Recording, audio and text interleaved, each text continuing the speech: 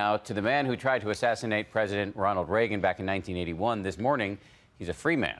John Hinkley Jr. released from a psychiatric hospital for good this time, now living with his mom in Williamsburg, Virginia. And ABC News senior legal correspondent Sunny Hostin is here with more on the story. Sunny, good morning to you. Good morning. At the time of the shooting, Hinkley was 25 years old and had an obsession with actress Jodie Foster. Medical experts saying he is now stable, that he no longer poses a danger to himself or others. This morning, John Hinkley is a free man, released from a psychiatric hospital in Washington, D.C., 35 years after his failed assassination attempt on President Ronald Reagan. The 61-year-old will now live with his mother in this gated community in suburban Williamsburg, Virginia.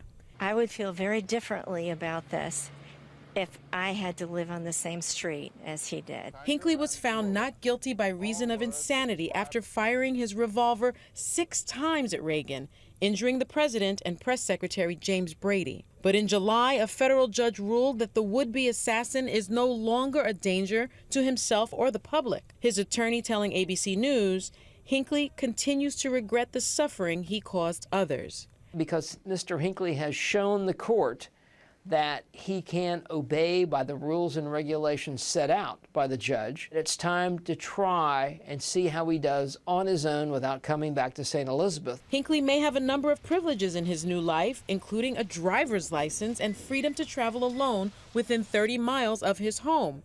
But his release is also bound by several conditions. He has a GPS on his phone so they know where he's at all the time. Any movements he makes, any website he wants to go on, he's got to get permission to do so. Hinkley must report to a psychiatric team in Virginia and continue to undergo treatment, or could be sent back to the hospital. All right, Sunny, thank you. And again, he will be living with his mother, 61 years old, but he will be living with her. That's right, and his mother is 90 years old. All right, thank you very much, Sunny. Great to have you in studio again.